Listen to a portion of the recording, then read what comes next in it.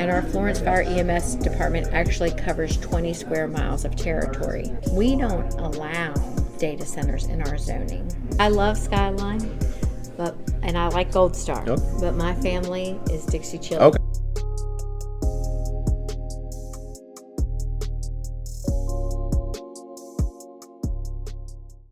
Ladies and gentlemen, I'm here with the Mayor of Florence, Kentucky. Miss Mayor, how are you doing today? Doing great. What inspired you to put this event on? It's really important that we have opportunities for our residents to connect with us as city leaders, not only myself as mayor, but all of our departments. Yeah, absolutely. How can we spread this event more further out to residents for more of them to come? Just because, I'd like seeing everyone, but I'd like to see, more people attend, specifically like younger kids too. How can you spread this message more and, potentially get, more of an audience here? Well, some people would still be in school right, at this point in time. So we do have them different times of the day, and we schedule them every quarter. Sometimes they're in the morning, sometimes they're in the afternoon. And in the summer, it might be lemonade and cookies, and then in the fall, it might be hot cider and apple muffins. But we try to be seasonal with it, and just I think the consistency of it, and knowing that people have avenues to reach out. This is just one avenue. We have lots of citizen participation, lots of ways that people can reach out to their government, hold us accountable, make sure everything's transparent, and this is just one way. So you're going to have different audiences for different types of events, and so we're just happy to do it. Absolutely. What inspired you to take public office? Hey everyone, before we continue the segment, don't forget to subscribe, like, dislike, leave a positive comment, leave a negative comment. I don't care. Thanks for watching, and now on to the programs.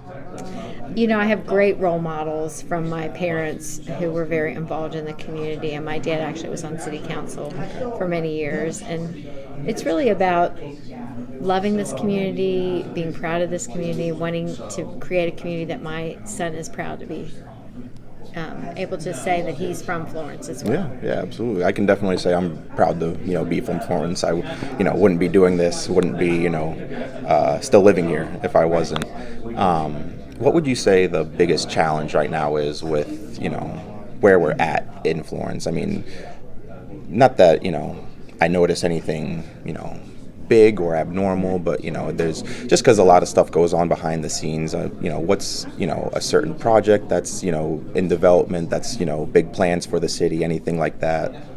So a lot goes into city government that people don't realize, and we are always forward thinking and planning ahead to make sure that our community remains very attractive to not only residents who want to live here, but businesses who want to locate here, who provide the jobs that keep our economy really strong. And it's always a balancing act, and we want to create that quality of life for our residents. We don't want too much traffic that you can't move, but we want to have enough traffic that businesses feel like it's worthwhile to be here. And so it's always this, balancing equation that we have to kind of formulate through our efforts as to how do we attract people here. And one of the things that we do is through our Parks Master Plan that we're implementing. And we're doing phased developments in each one of our 6 year-round parks, everything from fishing piers to walking trails to disc golf, splash pads in some of our parks for the summer fun. So lots of citizens weighed in. Over 3,000 citizens took our surveys and helped us formulate what those plans should be and what the citizens wanted and what was important to them and how we should respond as a government. The very nice gentleman, Robert, that I met earlier had mentioned something in regards to the fire department and the districting. Can you explain, can you elaborate further on that? What's the significance of, how the fire department operates here in Florence, Kentucky? So we're always proud of our first responders. They risk their lives for us. And when we can find ways to work cooperatively with other agencies, we really embrace those. The city of Florence has 10 square miles. That's our boundary and our municipal boundary. And that's the service area for our public services, our police administration. But there is 10 square miles outside of the city that belongs to the Florence Fire Protection District. The Florence Fire Protection District contracts with the Florence Fire EMS, and our Florence Fire EMS department actually covers 20 square miles of territory through a very cooperative and forward-thinking collaboration between the district and the Florence Fire EMS. We are able to make more impact by having that larger department, and we can share costs. And so that's really been beneficial and a symbiotic relationship. It helps them because they wouldn't be able to provide the same level of service if they were a standalone department. We wouldn't be able to provide the same level of service to our residents as a standalone department, but together we're unified and we can deliver that high quality of service that our residents really have come to expect. No, yeah, that's amazing. I'm not sure I know of other cities either within Kentucky, Ohio, in the Midwest who operate like that. It's pretty essential. I can say the first responders are probably the most vital of any society. They're willing to run into burning buildings for us. Yeah, absolutely. They're willing to when we turn away from danger, they could go head on. Yeah, absolutely. So. Question regarding I've brought this up with a couple of people that I've interviewed recently in regards to big tech companies bringing their data centers within the Midwest, specifically the story of the data centers in New Albany, right outside of Columbus, is a very hot topic in regards to average citizens' energy bills rising without their consent per se, to the what these data centers do, essentially operating they're defense contractors. They're there to provide operations for autonomous drones, missiles, so on and so forth. I understand locally, it's a big difference between even state and federal in regards to how much can be done in regards to this sort of stuff. What sort of conversations have you had or have heard in regards to data centers here in the Midwest, and also in one area, I think it's Maysville, Kentucky, that is experiencing it too as well. It's definitely something that concerns me. I'm sure if I ask my neighbors from my neighborhood to my own neighborhood what they think about this, they're gonna show concern as well.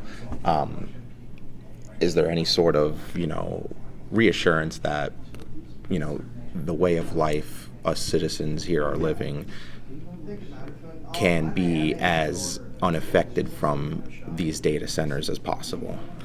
So, data centers are a hot topic right now, and I think it's because they operate under such a large footprint. They take up a lot of space. It's a lot under roof.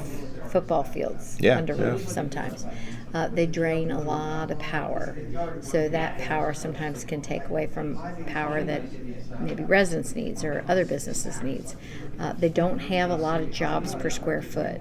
So it's basically a lot of machines in a room, and very few people are involved in that, right? So it's not a generator of big payroll for a city who makes money off of payroll tax, say. You'll have property tax, obviously, that would be generated, but it's a struggle to get that embraced in a community that's already built out and vibrant like Florence is. We don't allow data centers in our zoning, and we are too, saturated already with the properties that we have, that we wouldn't have any large swaths of land that are just, prime for a data center. Could we retrofit maybe some industrial buildings? Sure, that could happen for maybe a smaller data center, but it's not allowed in our zoning code. It would require additional approvals in order to make that happen. So I guess the short answer is it's not something we see on our direct horizon without other laws or things changing. So it's not something that I think Florence is going to be directly affected. But do I think it's going to come to some more rural areas?